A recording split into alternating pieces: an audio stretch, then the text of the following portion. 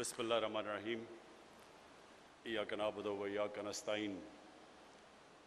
جناب chief minister Punjab Usman Buzdar, federal ministers, member of parliament, provincial ministers, میرے کسانوں کے ریپرزینٹیٹیوز، کیونکہ سارے تو کسان نہیں آ سکتے. 28 لاکھ ہیں کسان، نہیں 70 لاکھ، 83 لاکھ ماشاءاللہ ہمارے ملک میں کسان ہیں، جو بہت بڑی اس ملک کا احساس ہے. اور یہ جو سارا آج ہم نے پروگرام کیا، اس کا مقصد ہی ایک پیغام دینا ہے کہ یہ ملک اپنے 83 لاکھ کسانوں کی مدد جب کر گیا تو ملک اٹھ گیا.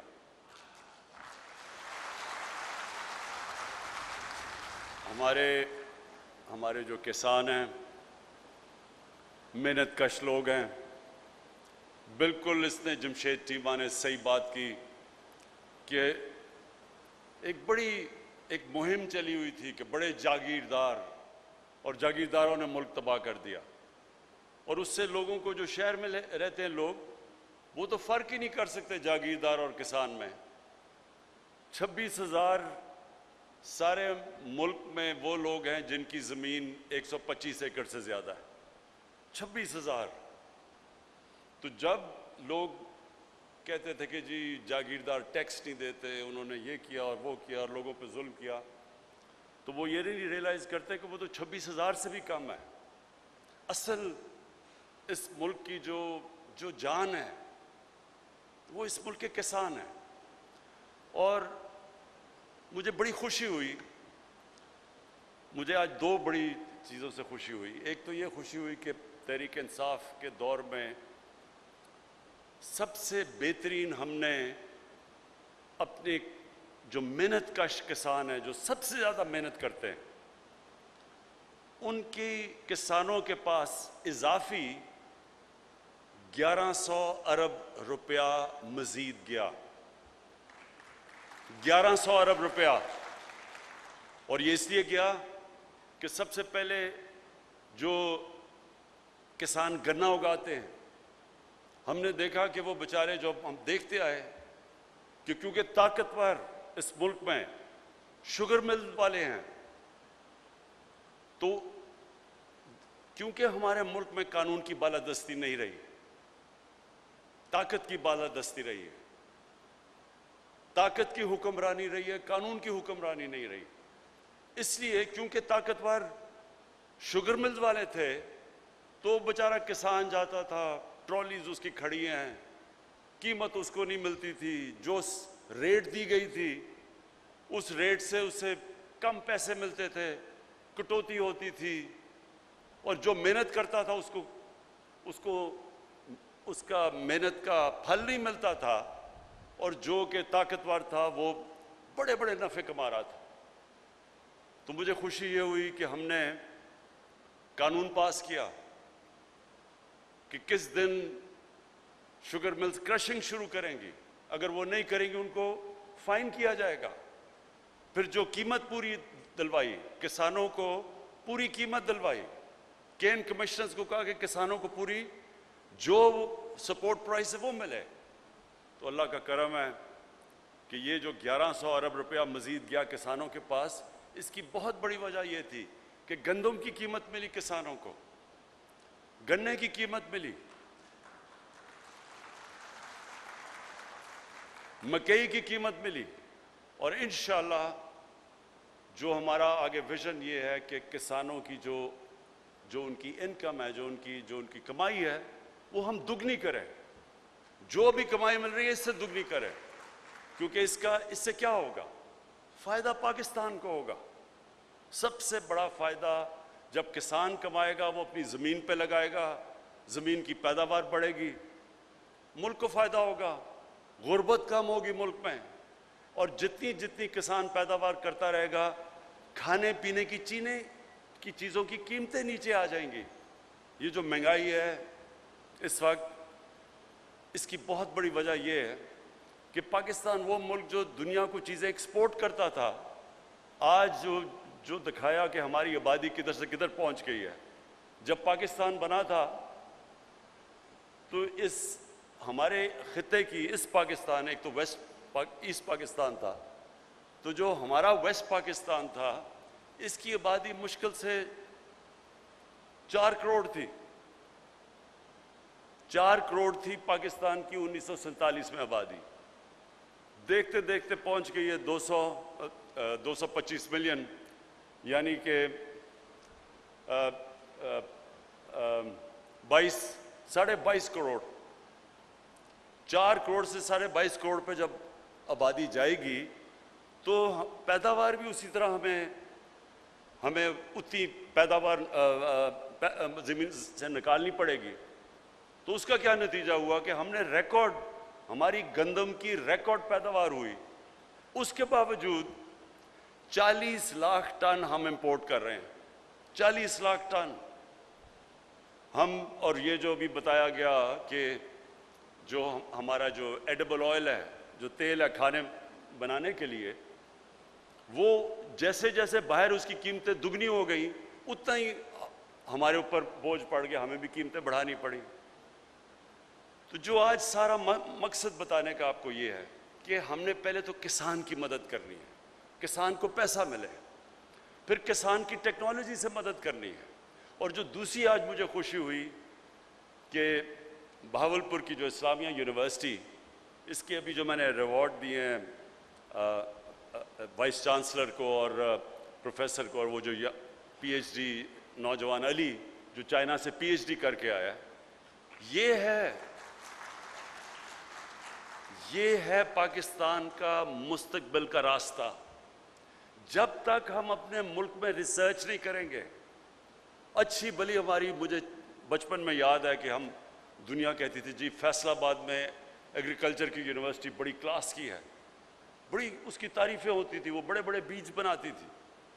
دیکھتے دیکھتے ہماری وہ جو یونیورسٹی کی جو ساری طاقت تھی ریسرچ کرنے کی، وہ آہستہ آہستہ ختم ہو گئی۔ تو آج ہم کیوں ادھر بیٹھے ہوئے ہیں؟ یہ ملک اللہ نے جو زمین دی ہے اس ملک کو، جو ہمارے پاس 12 موسم دیے ہیں، ہم تو کچھ بھی کر سکتے تھے۔ ابھی جمشید چیمہ نے آپ کو بتایا کہ کتنی چیزیں جو ہم باہر سے منگواتے ہیں وہ ہم پاکستان میں ساری اگا سکتے ہیں۔ جس ملک کے پاس 12 موسم ہوں، ہر چیز وہ اگا سکتا ہے پاکستان میں، لیکن اس کے اوپر ریسرچ ہو، زوننگ کی جاتی، بتایا جاتا کہ کس جگہ پہ کیا چیز اگر اگائیں تو اس کا زیادہ فائدہ ہے۔ جس طرح میں کہتا ہوں ابھی تک ہماری جو پریکٹس، وہ جو موہنجو دارو میں 5000 سال پہلے جو چیزیں کرتے تھے، وہ بھی زیادہ تر آج طریقہ بھی پانی دینے کا وہی ہے جو کہ 5000 سال پہلے تھا۔ اب پانی کم ہو گیا ہے، نئے طریقے ہیں پانی کے۔ وہ ایسے ایسے ملک ہیں جنہوں نے جنگلوں کو ریگستان کو آباد کر دیا ہے، کیونکہ ٹیکنیکس نکل رہی ہیں کہ تھوڑے سے پانی سے آپ کتنا فرق کر دیتے ہیں۔ اور آج مجھے بڑی خوشی ہوئی کہ وہ ہمارے پروفیسر اطہر جی، پروفیسر اقبال اور وہ نوجوان پی ایچ ڈی علی، ان دونوں نے بڑی اچھی چیزیں بتائی کہ کیسے صرف سائنس کا استعمال کرتے ہوئے، ریسرچ کرتے ہوئے، ہم کیسے زیادہ اپنی وہ جو کاٹن ہے، جو کپاس ہے، اس سے ہم کیسے کیڑوں سے بھی بچا سکتے ہیں، کیڑوں کو مارنے والی دوائیں بھی نہیں لگانی پڑتی، اس کی پروڈکشن بھی زیادہ ہو جاتی ہے، ایک جگہ کے اوپر زیادہ پودے اگا سکتے ہیں۔ یہ صرف ریسرچ سے ہے۔ اس طرح دنیا آگے بڑھی ہے، دنیا ریسرچ کر کے آگے بڑھی ہے۔ آج سے 50-60 سال پہلے جب یہ سائنٹسٹ دیکھتے تھے کہ جی آگے تو جو اتنی آبادی بڑھ رہی ہے تو آگے تو اناج کی کمی ہوگی، لوگ بھوکے مر جائیں گے، لیکن لوگ بھوکے نہیں مرے۔ اس لیے نہیں مرے کہ سائنس آگے نکل گئی، سائنس نے نئے نئے طریقے نکال لیے، سائنس نے پیداوار بڑھا دی، سائنس نے وہ چیزیں، ہر چیز کا توڑ نکالنا شروع ہو گیا۔ اگر کوئی کیڑے ایسے آتے تھے جو متاثر کرتے تھے، انہوں نے اس کا توڑ نکال لیا، لیکن وہ اس لیے کہ وہ کام ہو رہا تھا اس کے اوپر۔ تو مجھے یہ آج سب سے زیادہ خوشی ہوئی، میں نے دیکھا کہ ہمارے بھی لوگوں نے یہ کام شروع کر دیا، اور بہاولپور اسلامیہ یونیورسٹی کو یہ کریڈٹ جاتا ہے کہ آپ نے یہ، اور وائس چانسلر صاحب فکر نہ کریں، آپ کی ہم پوری مدد کریں گے، آپ ریسرچ کریں، یہ میں گارنٹی دیتا ہوں کہ میں اور چیف منسٹر آپ کے لیے پوری فنڈز بھی ہم دیں گے آپ کو۔ اور میں اس لیے بھی اپنے کسانوں کی مدد کرنا چاہتا ہوں، کیونکہ دیکھیں اگر پاکستان نے آگے بڑھنا ہے تو سب سے پہلے میں نے پھر سے کہوں، غربت، ہم نے اس ملک میں اپنے لوگوں کو غربت سے نکالنا ہے۔ کوئی ملک آگے نہیں بڑھ سکتا اگر تھوڑے سے امیر لوگ ہوں اور غریبوں کا سمندر ہو، کوئی ملک ترقی نہیں کر سکتا۔ ترقی تب کرتا ہے جب اپنے ملک کے کمزور طبقے کو بھی وہ اوپر اٹھاتا ہے۔ انسانی معاشرہ ہوتا ہی وہ ہے جس میں انسانیت ہو، اور انسانیت کا تقاضا ہے کہ جو آپ کے لوگ پیچھے رہ گئے ہیں، دنیا کی ریس میں پیچھے رہ گئے ہیں، ہماری پوری کوشش ہو کہ ان کو ہم اوپر اٹھائیں۔ اور یہ مدینہ کی ریاست میں یہ نبی صلی اللہ علیہ وسلم نے سب سے بڑا اصول لے کے آئے تھے۔ دنیا کی تاریخ میں پہلی دفعہ کہ ریاست نے اپنے کمزور طبقے کو کی ذمہ داری لے کے پہلی دنیا کی تاریخ کی فلاحی ریاست بنائی تھی۔ تو چائنا نے اگر آج دنیا کی سب سے بڑی پاور بننے جا رہا ہے تو انہوں نے وہی اصول اپنائے تھے، انہوں نے بھی اپنے غریبوں کو اوپر اٹھایا تھا۔ آج سے 35 سال پہلے چائنا اور ہندوستان تقریباً ایک جگہ کھڑے تھے۔ آج چائنا کو دیکھیں اور ہندوستان کو دیکھیں، کیونکہ چائنا نے 70 کروڑ غریب لوگوں کو اوپر اٹھایا، غربت سے اوپر اٹھایا، اور وہ آج دنیا کی کوئی دنیا یہ سمجھتی ہے کہ اب چائنا کو کوئی نہیں روک سکتا کہ دنیا کی سب سے بڑی پاور بنے۔ ہندوستان کو دیکھیں، غربت کی انتہا ہے، ابھی دیکھیں جو حالات ہیں ان کے، اور کیا وجہ ہے؟ کیونکہ ان کا چھوٹا سا طبقہ امیر سے امیر ترین ہو گیا، لیکن غربت کی انتہا ہے وہاں۔ تو ہم نے وہ، جب میں کہتا ہوں کہ مدینہ کے ریاست کے اصولوں پہ چلنا ہے، تو سب سے پہلے جب ہم اپنی لوگوں کو غربت سے اٹھائیں گے تو ہمیں اپنے کسانوں کی مدد کرنی پڑے گی۔ جب کسان پیسہ بنائے گا، دیہات میں زیادہ غربت ہے، دیہات میں جب پیسہ جائے گا، جس طرح 1100 ارب روپیہ گیا ہے، مزید گیا ہے، جو پہلے سے زیادہ گیا ہے، تو جس طرح ہم دیہات میں کسانوں کی مدد کرتے جائیں گے، ملک خود ہی خوشحال ہوتا جائے گا۔ آپ کو پتہ ہے کہ پاکستان کی تاریخ کے سب سے زیادہ موٹر سائیکل بکے ہیں اس سال، کبھی پاکستان کی تاریخ میں اتنا موٹر سائیکل نہیں بکا۔ تو لوگ کہتے ہیں تباہ ہو گئے، ملک تباہ ہو گیا، تو تباہ ہو گیا تو ریکارڈ سارے ٹوٹ گئے، موٹر سائیکل کے، ٹویوٹا کی گاڑیوں کے ریکارڈ ٹوٹ گئے ہیں، کبھی اتنی گاڑی نہیں بکی۔ تو موٹر سائیکل اس لیے بکا کیونکہ دیہات میں پیسہ گیا ہے، سب سے زیادہ موٹر سائیکل دیہات میں بکا ہے۔ تو ہم نے غربت کم کرنے کے لیے، پیداوار بڑھانے کے لیے، یہ جو باہر سے ہم کھانے پینے کی چیزیں امپورٹ کرتے ہیں اس کو روکنے کے لیے، کیونکہ یہ سمجھے، دیکھیں اس وقت پاکستان کا مسئلہ کیا ہے، اب ملک ماشاءاللہ اوپر جانا شروع ہو گیا۔ پہلے 2-1.5 سال تو ہم ملک کو سٹیبل کرتے رہے، مشکل حالات میں تھا، ہر طرح کے بحران آئے ہوئے تھے، پہلے سٹیبل کیا، اب آہستہ آہستہ ملک اوپر جا رہا ہے، تقریباً 4% ملک کی گروتھ ریٹ ہے، لیکن اب اس کو اور اوپر لے کے جانا ہے، اور وہ جائے گا۔ لیکن جو مسئلہ ہمیں آئے گا وہ ہے جس کو کہتے ہیں کرنٹ اکاؤنٹ، کہ ڈالر کتنے ملک میں آ رہے ہیں، ملک سے باہر کتنے جا رہے ہیں۔ یہ ایک مسئلہ اس لیے آ رہا ہے کیونکہ اب مشینیں امپورٹ کر رہی ہیں، ٹیکسٹائل کی لوگ فیکٹریاں مزید لگا رہے ہیں، اور لوگوں جب مشین امپورٹ کرتے ہیں تو ڈالرز ملک سے باہر جاتے ہیں۔ تو جب تک ہم اپنے ملک میں زیادہ ڈالر نہیں لے کے آتے، یہ ادھر ملک جا کے پھنس جاتا ہے، پھر ہمیں IMF کے پاس جانا پڑتا ہے، ڈالر کی کمی ہو جاتی ہے۔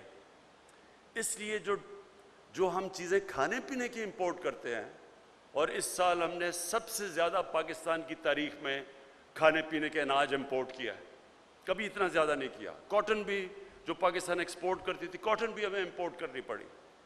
تو اس لیے کسانوں کو جب تک ہم مدد نہیں کریں گے ہمارا یہ ٹریڈ امبیلنس ہو جائے گا، جسے کہتے ہیں کرنٹ اکاؤنٹ، وہ بجائے سرپلس میں ڈیفیسٹ میں چلا جائے گا۔ تو یہ ہمارا اس وقت چیلنج ہے، تو اس لیے بھی ہم نے کسانوں کی مدد کرنی ہے۔ لیکن کسانوں کی جو میں ابھی جو ہم نے کسان کارڈ دیے، یہ بھی ایک انقلاب ہے۔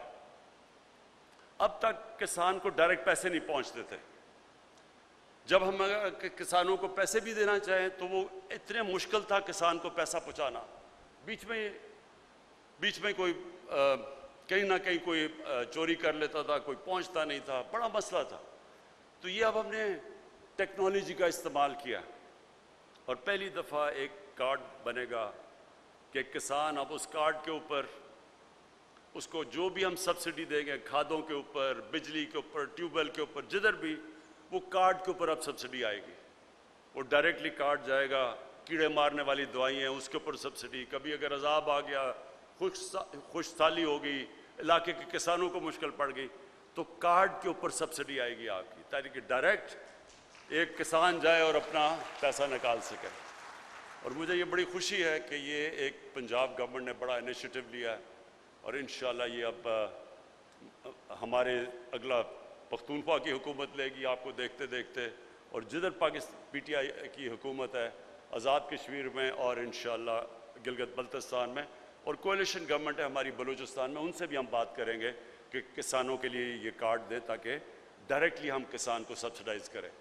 اس کے ساتھ ساتھ ہیلتھ کارڈ، یہ ہیلتھ کارڈ تو میری جب سے میں پولیٹکس میں آنے کا سوچ بھی رہا تھا، تو تب سے میرا تھا کہ اللہ نے کبھی مجھے موقع دیا تو سب سے پہلے میں ایک ہر پاکستانی اور خاص طور پہ جو ہمارے غریب طبقہ ہے اس کے لیے ایک انشورنس ہوگی اس خاندان کے لیے کہ اگر گھر میں بیماری ہوتی ہے اور ان کے پاس، اگر غریب لوگوں کے پاس پیسہ نہیں ہے تو ان کے پاس انشورنس ہوگی تاکہ وہ کسی بھی گورنمنٹ میں اور پرائیویٹ ہاسپٹل میں جا کے اپنا علاج کروا سکیں۔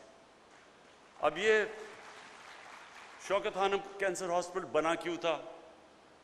والدہ کو کینسر تھی، سب سے مہنگا علاج کینسر کا ہے، تو تب مجھے احساس ہوا کہ اگر ہمارے گھر میں پیسہ بھی اللہ نے کرم کیا ہوا تھا، تو اگر ہمیں اتنی مشکل ہے تو ایک غریب گھرانے میں کینسر ہوتی تو وہ کیا کرے گا؟ تو یہ تھی وجہ شوکت خانم بنانے کی، جو اللہ کا کرم ہے کہ آج بھی دنیا کا یہ 2 پشاور کا اور جو لاہور کا ہاسپٹل ہے، دنیا میں واحد کینسر ہاسپٹل ہیں دونوں، جدھر 70% مریضوں کا مفت علاج ہوتا ہے، کینسر کا علاج۔ لیکن میں نے تب بھی یہ سوچا کہ کبھی مجھے موقع ملے گا تو سب سے پہلا کام یہ کروں گا، تو ہمیں بڑی دیر لگی ہے تیاری کرنے کے لیے۔ پہلے پختونخوا کی حکومت میں پہلے ادھر سے شروع کیا ہم نے، ادھر سے انہوں نے تھوڑا تھوڑا کرتے ہوئے پھر سارے، اب پختونخوا میں ہر خاندان کے پاس ہیلتھ انشورنس ہے۔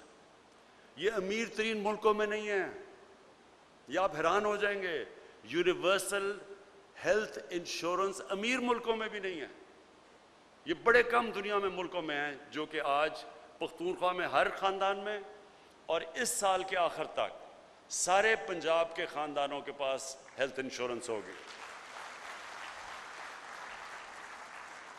کہ کسی بھی 10 لاکھ روپے تک ایک خاندان کسی بھی ہسپتال میں جا کے، اگر گورنمنٹ نہیں تو پرائیویٹ ہاسپٹل میں چلا جائے، کسی بھی ہسپتال میں جا کے 10 لاکھ تک ایک خاندان اپنا 1 سال تک علاج کروا سکتا ہے۔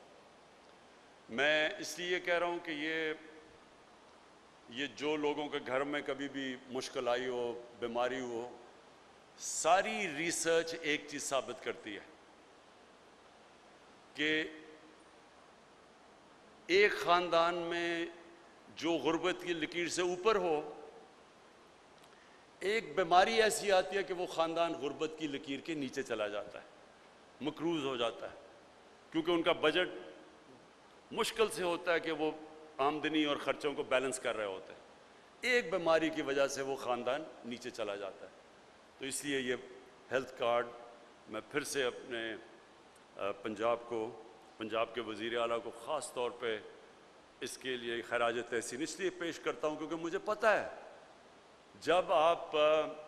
جب کیبنٹ میں ڈسکشن ہوتی ہے کہ جی یہ بھی چاہیے، فلانی بھی چیز، یہ بھی نہیں، سڑکیں، یہ وہ سب کچھ چاہیے ہوتا ہے، تو کئی دفعہ لوگ بھول جاتے ہیں کہ ہماری سب سے بڑی ذمہ داری تو اس آدمی کی ہے، وہ لوگ ہیں جو بیچارے مشکل میں ہیں، تکلیف میں ہیں، غریب ہیں، تو ان کے لیے کوئی سوچتا ہی نہیں تھا کہ ان کو کیا ہوگا. کبھی کسی نے سوچا نہیں کہ غریب آدمی کے گھر میں اگر کوئی بیماری ہو تو وہ کدھر جائے گا. اور یہ جو اس کے کسان کارڈ اور جو آپ کا ہیلتھ کارڈ ہے، یہ آپ نے سب سے بڑے کام کیے ہیں، اور انشاءاللہ یہ جب ہمارے ملک کی تاریخ لکھی جائے گی تو یہ ایک ٹرننگ پوائنٹ ہوگا ہماری تاریخ کا کہ کب وہ ملک نے اپنا راستہ بدلا جس کے لیے یہ ملک بنا تھا. 1947 میں جو آبجیکٹو ریزولوشن ہمارے فاؤنڈنگ فادرز نے کی تھی، انہوں نے کہا تھا پاکستان نے اسلامی فلاحی ریاست بننا ہے، اور کدھر اسلامی فلاحی ریاست اور ہم کدھر نکل گئے تھے. تو یہ دور اب آپ کے سامنے ہوگا جب ہم واپس جس مقصد کے لیے ملک بنا تھا واپس اس راستے کی طرف اب نکلیں گے، اور وہی ہم انشاءاللہ اس ملک کی عظمت کا راستہ ہوگا. میں آخر میں اپنے کسانوں کو یقین دلانا چاہتا ہوں کہ یہ میں آپ کے اوپر کوئی احسان نہیں کر رہا، یہ میرا فرض ہے کہ میں اپنے ملک کے کسانوں کی مدد کروں، اپنے ملک کے لیے ان کی مدد کروں، اپنے ملک کے مستقبل کے لیے، اپنے ملک میں غربت کم کرنے کے لیے، اپنے ملک میں خوشحالی لانے کے لیے میں اپنے کسانوں کی مدد کروں. اور انشاءاللہ آپ دیکھیں گے کہ میری حکومت، میری پروونشل حکومت، میری فیڈرل حکومت ہر وقت آپ کے ساتھ کھڑی ہوگی. شکریہ.